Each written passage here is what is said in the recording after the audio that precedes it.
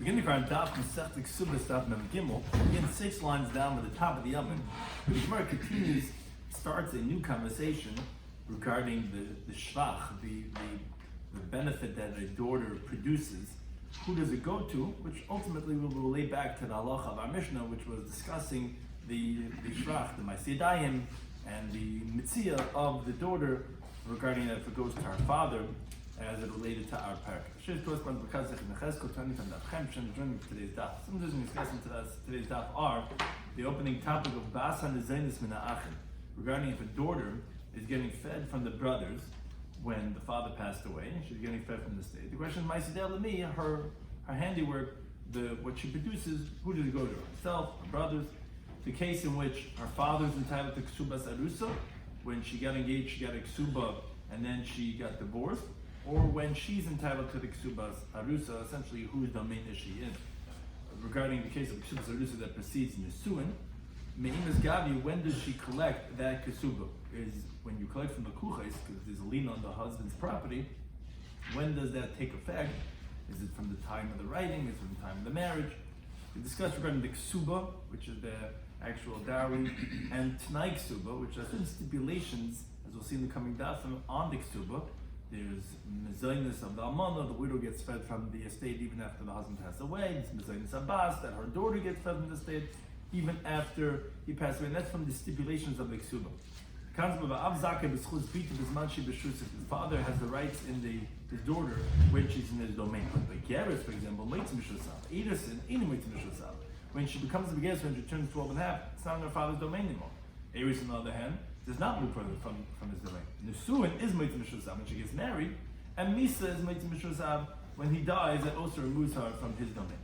So begin the current daf. When given 6 lines down at the top of the Amud, we had said in the Mishnah, Ma'asideh mitzi asa. Her, when she works, when she finds something, av bishlik, obviously even if she didn't collect it yet, Mesa av, the father passed away, harin shalach. Her brothers who inherit the father, they collect it because kfazach bem av. Father was already entitled to them before he died. Now the Gemara introduces a related question to that halacha of our Mishnah. Says the Gemara, Boi minei Rabavinu min Absheshes. Bas HaNezainis Min HaAchim. Regarding if there's a daughter that's being fed from her brothers, what does that mean? One of the stipulations, what's called the Tnai Ksuba, which is brought later on the paragraph from Nun Beis Mabeis, says in the Ksuba the following words: "B'non nukfin dihav lichi minoi, your female children that you're going to have from me, inon yahavin yasim bevesi, they're going to sit in my house, and mesazim in the chasai, and they're going to be fed from my estate, until they're going to be taken by men." So essentially, in the Ksuba it says that they get to be fed from the estate even when he's away, when he passed away, until they get married. So, in such a case, when the daughters are getting fed from the brothers, Ma'asideh, who, when she goes to work, who gets that income? What's the question? So the Gemara explains the question as follows. Do we say the Mokum Av Kaimi that the brothers are essentially taking over the role of the father, and therefore Mahasam, just like over there, as we just quoted from the Mishnah, Ma'asideh, what the daughter earns goes to the father, also they just take over the estate, and whatever she makes goes to the brothers. And this place points out this conversation is only rabbinic, because biblically, as the Gemara is going to tell us later on, of course we know that the sons do not inherit the father in the schus of the daughter. It's rabbinic, because just like we see that the father gets the mezayin, he feeds her and he gets her handiwork, so too would we say the brothers are the malay de milah. Maybe you can't compare it to the father. Why? Because Hasam mididei mesazna. There by the father, essentially he's feeding them from his own volition. Here they're not getting fed from them, because as Rashi explains, it's from the Tnai the Ksuba of the mother. They're not feeding because of their own goodwill. It's nothing to do with their own thing. It's a contract that's in the estate from the Ksuba of their mother, and that's where they're getting fed. And therefore maybe the brothers would not get the Ma'asideh. So Rav Sheshes responded to Rabbi Avina. Says, what do you mean? To Nisu, it's a Mishnah later on outside the human base. What is this Mishnah? Mishnah says, Almana nizoinis minichse yisayim. A widow gets fed from the estate of the orphans, which, as Rashi points out, that's also one of the Tnai Ksuba, which we bring later on in the parak on Daf Beis Mabeis. That it says in the Ksuba, you're going to sit in my house, and you're going to get fed from my estate, all the days that you're dwelling as a widow in my household. So she, again, the same concept really as the bas and the zaynis min achim is the widow being fed from this estate. Umais yedeha, what's her earnings? Shelohen, goes to them. Obviously you see that they take over the role of the father. Just like a wife, her earnings go to her husband, and now when the estate goes to the orphans, her earnings go to them. So to the daughters, the same thing is coming from the same Tanai Ksuba, that her earnings would go to the brothers. Says Rabbi Vina, Mitami? Can you compare the two cases? Although they're both Tanai Ksuba, but they're different. His widow, he doesn't care for her to have extra. So therefore, you're getting fed to give it back to the state, what you're earning. His daughter, he prefers that she has extra, that she should have her earnings. Besides, the words of Rashi is parnasasa, what the Bach says, that means her nedunya. Besides her dowry, she should have also extra money, extra pocket change. Says the Gemara, is that really so? Remember the bita diva le mamanas. You're telling me that he prefers that his daughter should have more than his wife?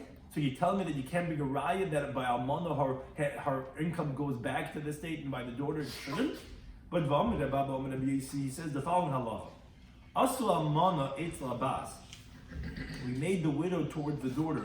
In other words, if someone dies and he leaves over a widow and a daughter, the text actually explains this case has to actually be talking about that there's a son and a daughter and there's not so much around, and there's also the widow. But be that as an it's kebas etzel achin. It's just like a daughter is by brothers, b'nechasim o'atin, when there's very little money. Meaning, if let's say there's not enough to provide for the children, for the orphans, for a period of 12 months, as the Gemara says in Perek Mishamesa Baba Basra, in such a case, what do you do? Because really, what happens is the sons get the inheritance, the daughters get fed from that inheritance, but there's not enough to even feed them for 12 months. It's called nechasim o'atin. The father left over very little. So, just like when you have such a situation with daughters by the brothers, habas and design is what happens is actually the daughters get fed, but the sons, they have to go knocking on doors to get food, to get money. So to the widow towards the daughter, the widow gets fed, and the daughter has to go knocking on doors. So what are you telling me that? You're telling me that the father prefers the harvacha of his daughter when he passes away more than his widow, and the widow has to give back, but you tell me the daughter does not have to give back her earnings, even though she's getting fed. What do you mean? We have this halacha of Rabbi Yesi that tells us that to the contrary, when he only has a widow and a daughter, and maybe a son, but nachasim atim, what happens is actually the widow gets fed, and the daughter has to go knocking on the doors. How can you tell me he prefers his daughter over his widow? Says, well, yes, because it's different context. Regarding disgrace, his widow, he prefers that she doesn't get disgraced. They go knocking on doors is very disgraceful. And she's going, my husband passed away, and she's going, Dad, you're right. Daddy's going to want his wife to get fed and his daughter to go knocking. But in Harvacha, regarding extra, no, bita difale. For his tachtadol, he wants that she should have extra. His wife, no, you're getting fed from the state, but you make money, go give it back to the state. But the daughter, she's starting to go for life, and he's his daughter, he wants it, so therefore it's not a contradiction. That it's not a raya from almana. You're trying to be a raya of sheishas that you see, of course, yes, so might then go to the brothers. What's your raya? Because almana you see that. No, it's not a raya. Almana, he doesn't want her to have a but the daughter he does, and therefore it's not a raya. Now, Master Rabbi, so that's the machlokes that we have essentially here between the Sheshes and the Bavina regarding if Maisideyim is to the Achim, that's what Rav Sheshes says, or Rav Avinu is contesting that. Now, Master Rabbi Yosef asked from the following brisa on Rav Sheshes, who says that the Maisideyim go to the brothers from our Mishnah. He said in the Mishnah, and this is where it comes back to our Masechta.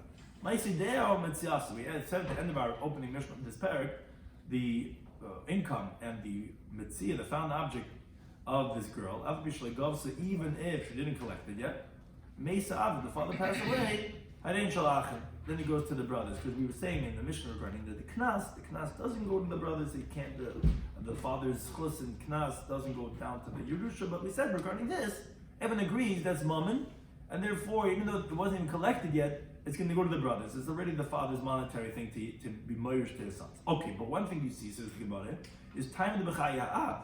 The reason is because she made these earnings when her father was still alive, and the father married it, although it never was collected. Okay, that's enough to go ahead and bequeath to his sons.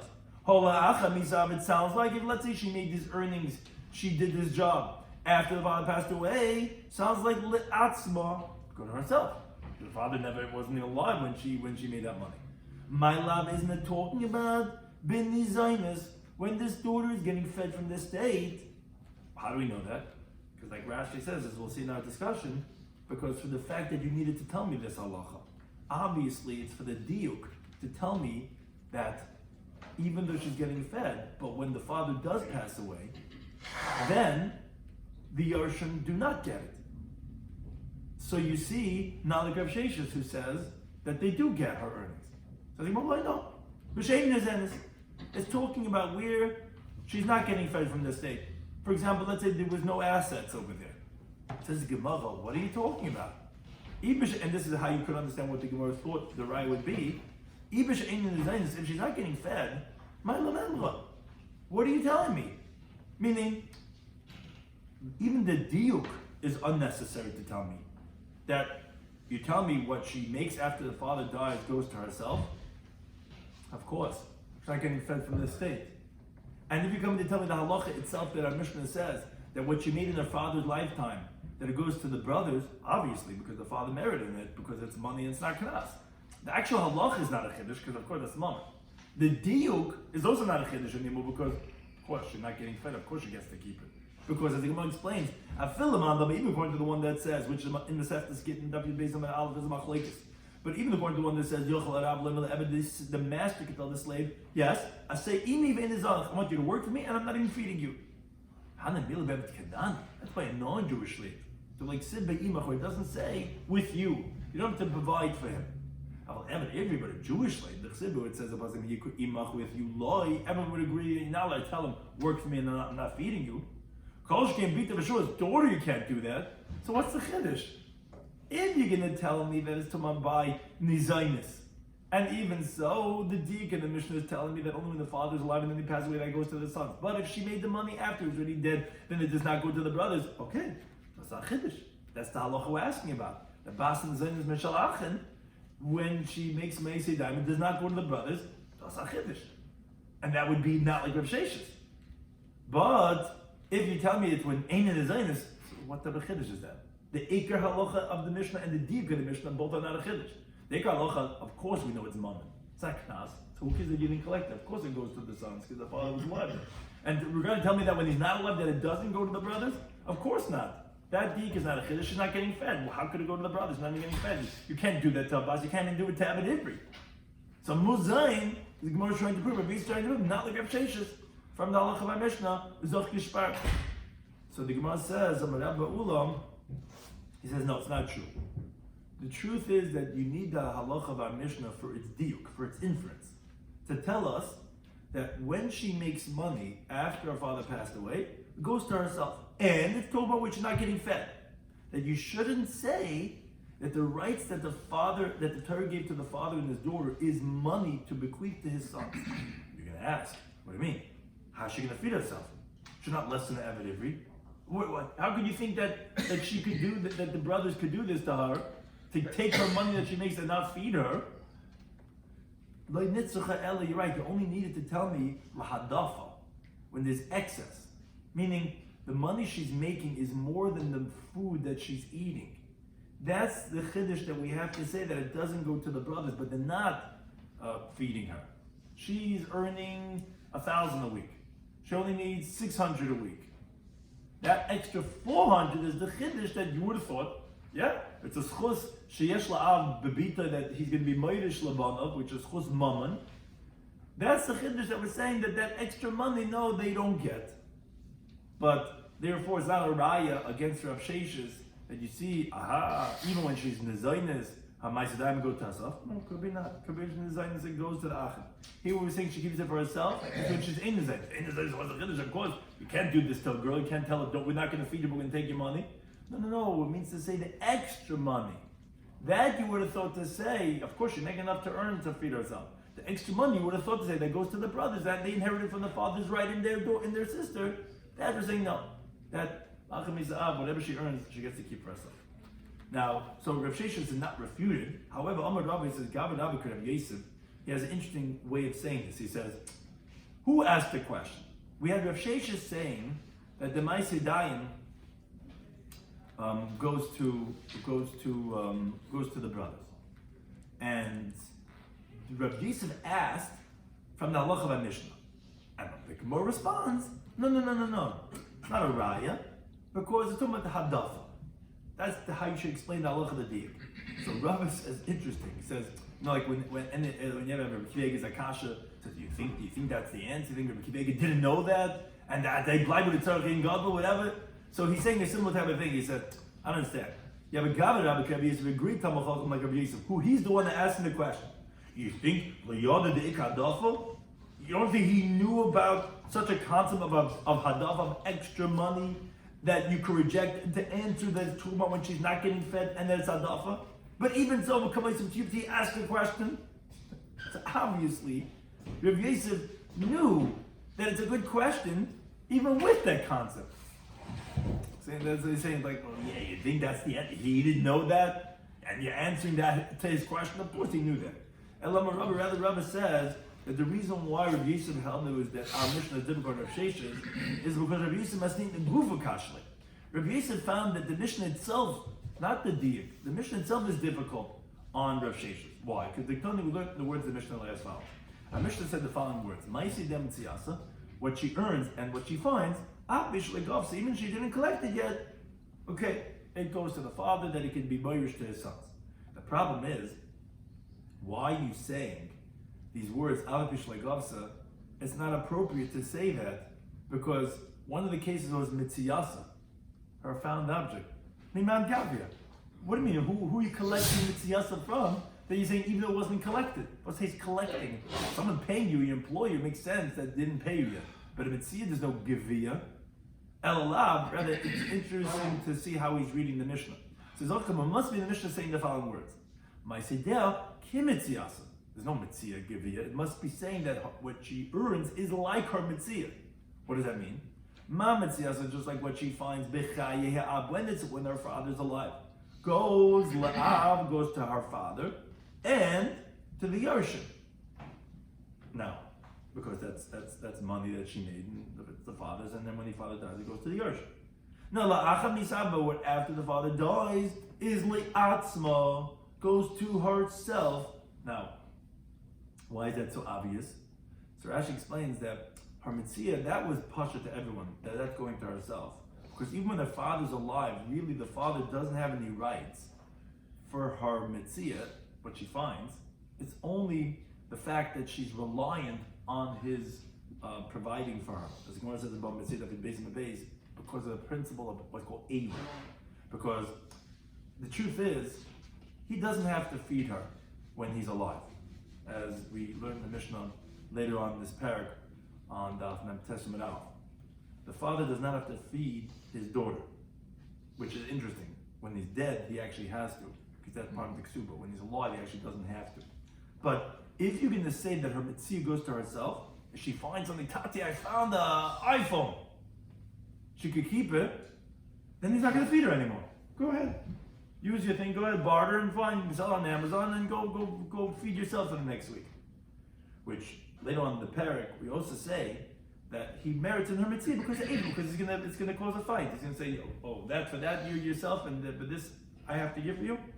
Now, the brothers, in contrast, they have to feed her from the nechasim of the father, like we said, because that's part of the tonight of the Kesuvos. But one thing is, getting back to the main idea, that just like when the father's dead, that's for sure the mitzvah goes to herself. Like we said, even when she's alive, really the father shouldn't go to the father. It's only because of Eva, because he's going to be upset. And for sure when he's dead, there's no Eva, because the enemies have to feed her. They have no choice, part of the Kesuvos. So that for sure goes to us.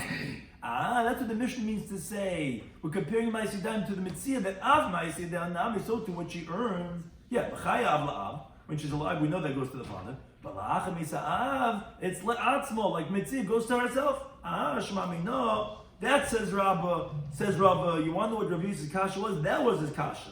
And that's the right, the Ma'aseh Dayim goes to herself, even if she's getting fed from the brothers, and therefore that's what Rabbi Yosef's question was, not like Rav Sheshes, and therefore we have ourselves a machlekes over here between Rav Sheshes and Rabbi Yosef regarding if Ma'aseh Daim goes la'achem, or like Rabbi Yosef was, as was just explained by Rava from our Mishnah, proving when it says Mitziyasa, there's no Gevaina, it's just comparing Ma'aseh to Mitziyah to tell me that it goes to herself, la'achem Mitziyah Av, and does not go to the brothers. Shema. So Itmanam says similarly we learned Amar Rabbi Yehuda Amar Rav. Bas and the Zain's Menach, in this case that we were speaking about regarding the order that's getting fed from the brothers in this day. Not only her findings, but her earnings goes to herself, not like a shesh. Some of Rav says, my time, what's the reason that you tell me that, as somebody could say, as Taisus would have it, that even the Midaraisa, it's Pasha goes to herself. Like we were explaining, it's rabbinic that they have in this machlekes. Who does it go to? But biblically, that Taisus explained, everyone knew that it goes to herself. How do you know that?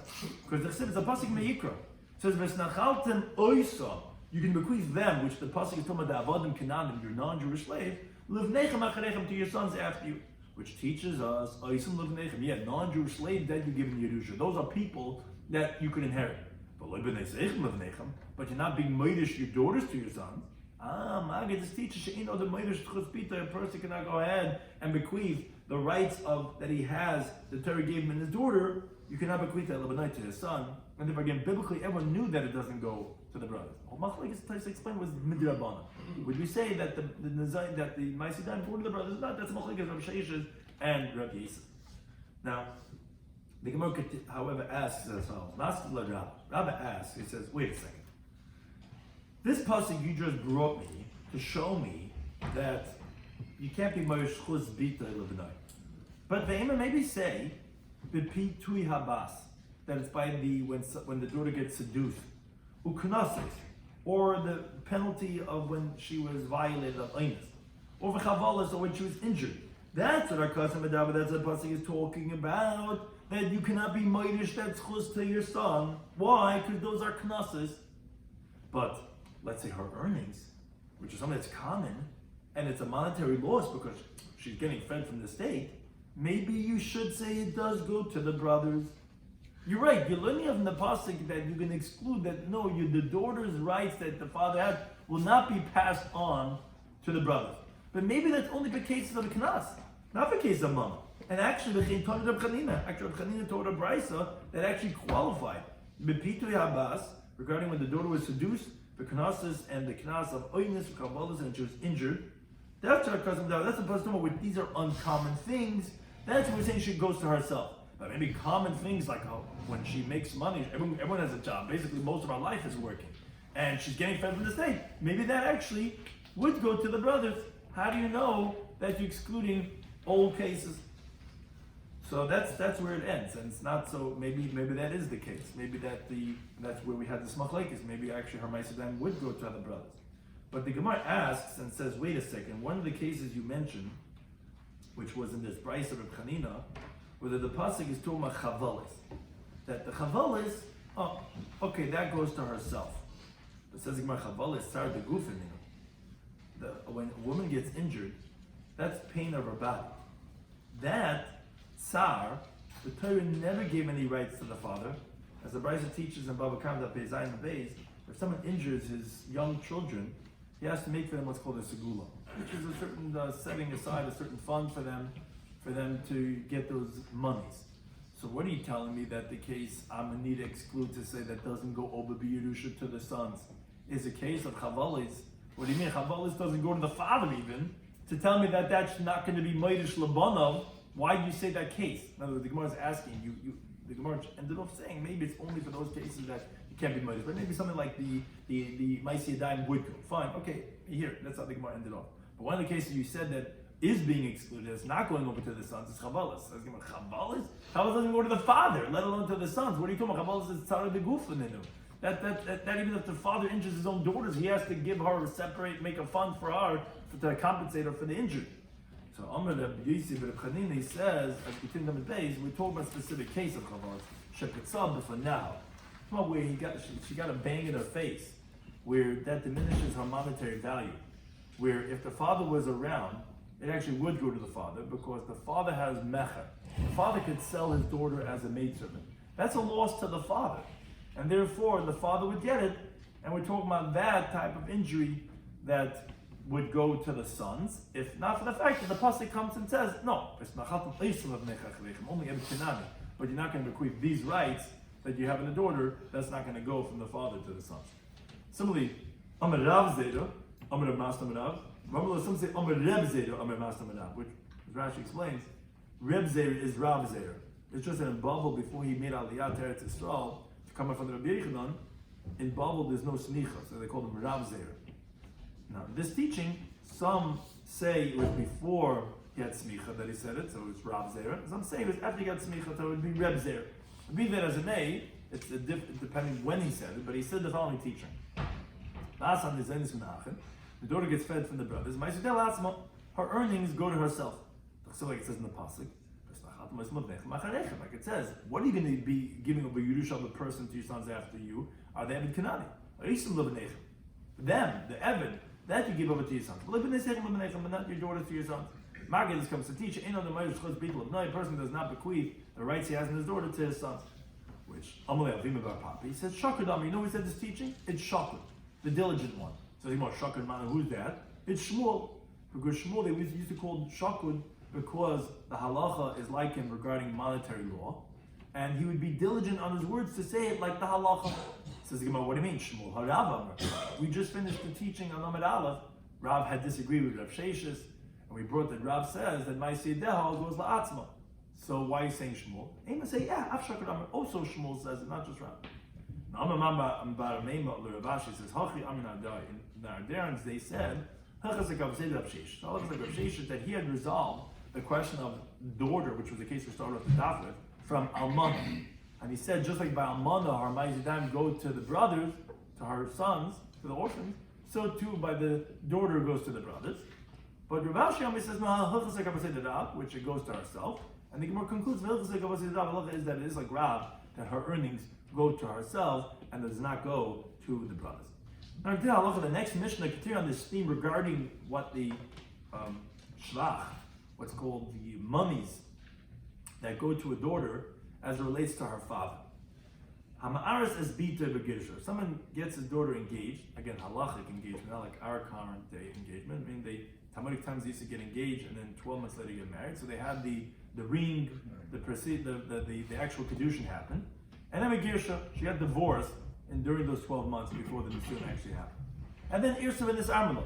Then again she got engaged, and during that 12 months period, her husband died, and she got widowed. It says in the Mishnah, Ksubasa Shalai.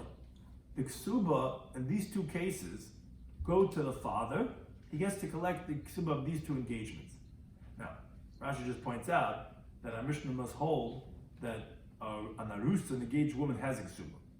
So there is a Ksuba. And we're also talking about where she's a minor or a naira, where the father has rights in her. So the Ksuba goes to the father. Now, but let's say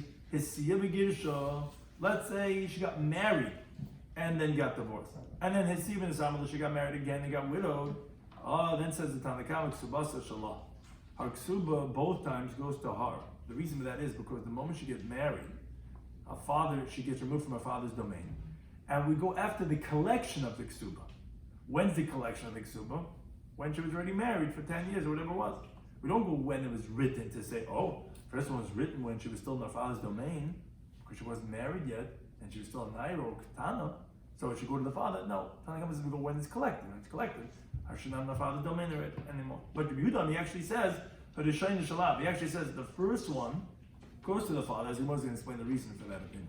To which Amrullah, they said to him, no, it's just see, at the moment that she got married, the father has no more rights in her, and therefore both ksubas are going to the woman herself.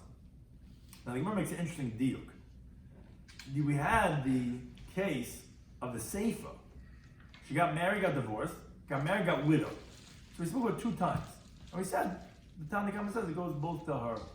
But time of the Siva Giddish, it sounds like, why would we pick a case that she got married, got divorced, and Siva Nasamah, she got married, got widowed? Let's say on this Amala trades in, let's say she got widowed 2 times. Sulay Chazal and Suvik. Sounds like she wouldn't be fit to get married anymore. It would be a chazaka that her husband's died, and therefore the Tana was careful in his words not to pick a case that would be negative, a punishment. And Va'agav Orche and parenthetical, that we wanted to say this halacha, what's the law of the ksuba of the Machlekes Rebbe and Rabbanan? The Tana picked words that Kosos Montana Rebbe, that he was unspecific. He was saying, like Rebbe, that he says, betrays him, they have a chazaka. That 2 times establishes a pattern, as the Gemara brings in Mesechus Yevamot Samach Dam Beis. If let's say a woman gets married to one husband and he dies, and the second husband he dies, she should not marry a third husband, because 2 times she already developed a pattern that she's a katlanis. She kills her husband. Which place discusses, we're going to 2 machlekes over there. What's the reason? What does that mean? Is it because of the intimacy or just because of the mazel? And how that relates to the 2 cases of our Mishnah. But be that as it may, our Gemara is saying that you see, like Rebbe, that 2 times makes her a chazaka. And the Tana didn't want to say she got married, got divorced, and got married, got widowed, got married, got widowed, because that would be a punishment type of case. That would be that she can't get married anymore. So the Tana, in his words, was so careful to say a case of married and divorced and married and widowed, because he didn't want to say 2 times the same widow, because that would mean she can't get married anymore. And that's like Rebbe holds after 2 times it develops a chazak. Now, in the Mishnah we said, regarding the case of if she got married and got divorced, and they got married and got widowed, so although the Tanna Kama says both those ksubas go to herself, she already got married, Yehuda, he says, no, he says that the first ksuba actually goes to the father. Says, what's the reason of Rabbi Yehuda? Because there's Rabbi Yisrael, they both say,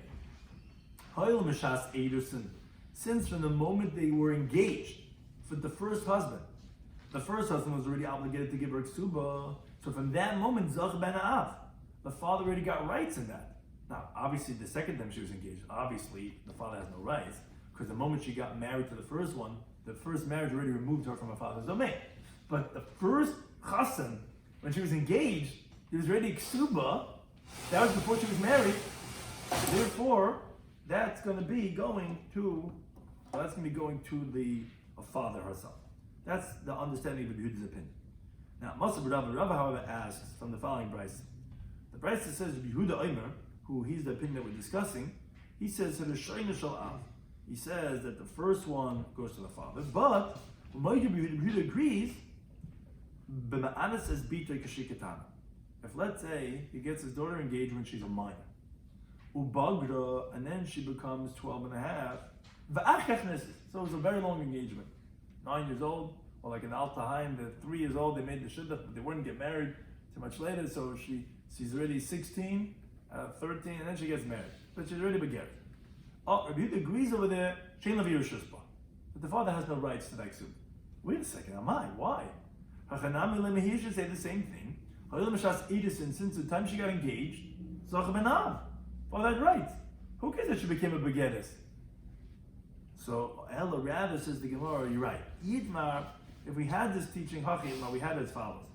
Rabbi Yisrael, they both say, not the way we said it before, but they say, not because from Edison, but it's Hoyle B'Shusay Nechtavit, since it was written in his domain. Meaning, the first ksuba, which was before marriage.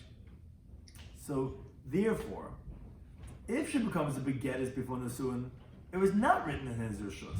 Meaning, it sounds like that the ksuba is written by the chasna, not by the engagement.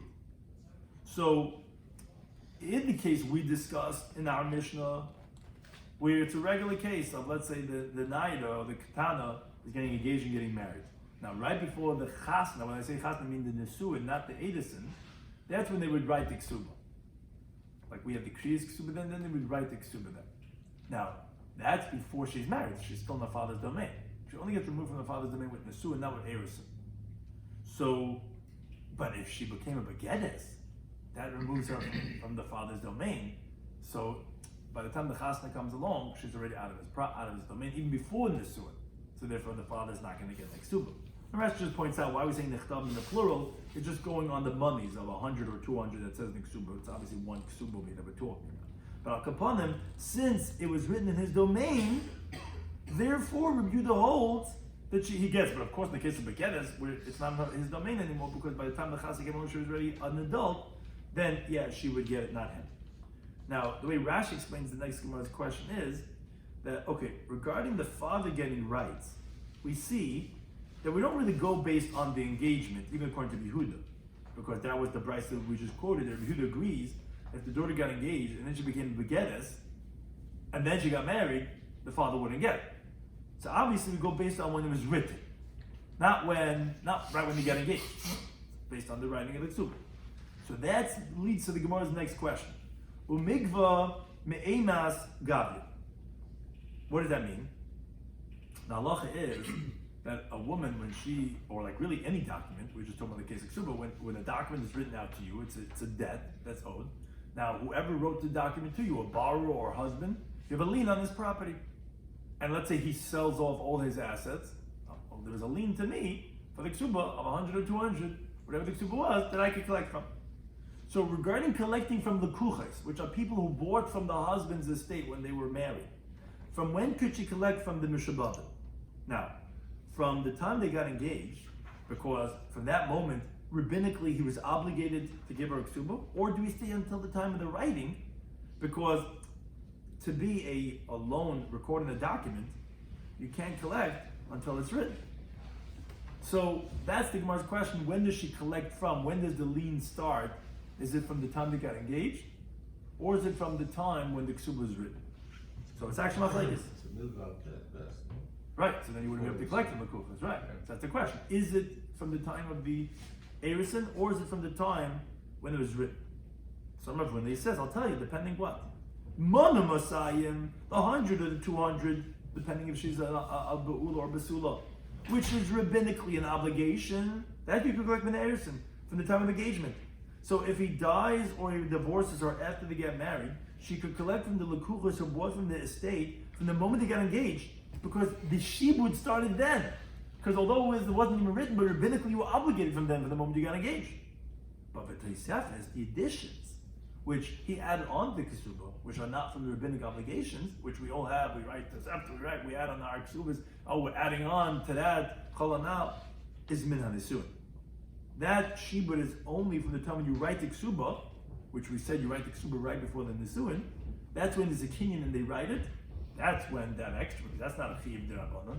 That's not the kind of d'rabbanan to say from time it is. That's when you write the Kesuvos, which you have the document. That's the opinion of Rav Huna. But Rav Asi Amar, he says, no. Echad zeh ve'echad zeh min nisuin.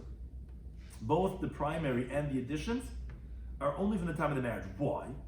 Because the woman herself is meichel, the original lien, and she desires from the time that's written in the document of the Kesuvos, whatever is written in it, whether it be the primary and it be the additions. And therefore he holds that she cannot collect from the time of the edus, and it has to be from the time of when she gets married, which is when they write the Kesuvos. Says the Gemara, asking on the first opinion, did Rav Huna really say that the primary, the 100, 200, is from the time they get engaged? But we learn the following halacha. Let's say a woman produces on the husband's estate, when she's coming to collect, 2 Kesuvos. Achas shel masayim, one, which is the early one written, because that's in the order, was 200. V'achas shel shalosh meis, one was written that she has 300 zuz. What did Rav Huna say is the halacha? So she only gets one of them. But she gets to choose whichever one she wants to get the biggest bang for her buck. So, Basalig was Messiahim. If she's coming to collect the one that's 200, now why would she choose the lesser one? She prefers that one because let's say the husband sold from his estate between the time of the first Kesuvos and the second Kesuvos. If she's going to collect from the one that's 300, well, it comes out she's going to lose out from all those people that bought between the time of the first Kesuvos and the second Kesuvos. So if she wants to collect the 200 one, great. She could collect 200 and then she could collect from those lukuchas. And that will be Mizman Rishon from the first time, the first date of that first document. Shalish Mes, if she wants to collect the one that's 300, well, good Mizman Rishon, then she has to collect from the time of the second Kesuvos. That's what Rav Huna said. Says the Gemara of Em Isa. Now, if it's true that Rav Huna holds that 200 from the first and 100 from the third. Oh, that's exactly Mar's question. If Yitam Rav Huna holds that the original obligation is from the first date, and the date which is Takanta D'Rabbanan, and the addition is from the second one. So wait a second. Here also take me Masayim as Man Rishon. You should collect 200 from the first date. Umay as Man Sheni and 100 from the second date. Because that's exactly what you told me is what Rav Huna's opinion is. So the Gemara, well, I have an answer back for you. According to your reasoning, you said one Kesuvos was 200, one was 300. What's basic math? 200 plus 300. You should collect all 500. Masayim as Man Rishon. Let the first 200 be from the first date, and the last name is Mancheni. Let the 300 be from the second date. Can a person have two Kesuvos, or does one Kesuva makes the other one invalid? So that depends. You technically could have. He could make himself indebted. It could be a So separate. it's not a Kesuva, it's a shtar. Oh, so it says the Gemara, why are you not collecting 500? Because Kivin de Lekasla, he didn't write to her in the second suba, Tevisi, no, I really want, Va'isifislah. I'm adding on to you, I'm adding on 320. He doesn't write that. So you know what essentially he's telling her in the second suba? He's not going to add on to the first one. And therefore she cannot collect the second one unless if the first one is void. Mizman, essentially what he's telling her by writing a second suba is, Mizman, you shouldn't give you, if you're collecting from the first one, Gabi Masan, collect 200. Mizman, shouldn't give you, if you're collecting from the time of the second one, Gabi Plasma, then you collect 300. Oh, so since you must get Tintam and Mandalman Alam, Zachanami, that's why you don't collect 500. So that's the same thing, the time of the Gabi, the reason why you don't collect 200 from the first date, which we had said, what the Rabbi holds, when you have one ksuba and you have additions and you have the primary, that the primary could collect from the time of the engagement, but the addition only be the time of the suin. Why don't we say the same thing over here? I'll tell you why. Because when you have a second ksuba, Midulay Kasabah didn't write to I'm adding on 100 to the 200. Rather, he wrote a second date for the entire 300, not adding on to the first document. So obviously, that means you're pardoning the first lien. And if you want to collect with the second document, you have to collect all of it from the second date. But regarding the addition that a person adds on in the regular ksuba, on the 100 and 200, there we write the word ba'isifis law. I'm adding on more than the rabbi says to do. Oh, so that's not being meichel for the first lien. That remains as it is, which is from the time of the Eresin. And therefore, that's where Rabbi Huna makes this differentiation where the Iker will be from the time of the Edison, but the Taisevas will be from the time of Nesum, which we're actually writing it. But in this case, when you have two different documents, that second document is not an addition. When you have the 300, it's not the 200 which originally, and then the extra 100, no, because he already had 200. This must be the entire 300, and therefore that's why it's only going to be from the time of the second Zman, and not from the time of the early one, from the time of the Edison. Therefore, it's not a contradiction. I think it's the end of that. Well, I'm saying like two separate ones.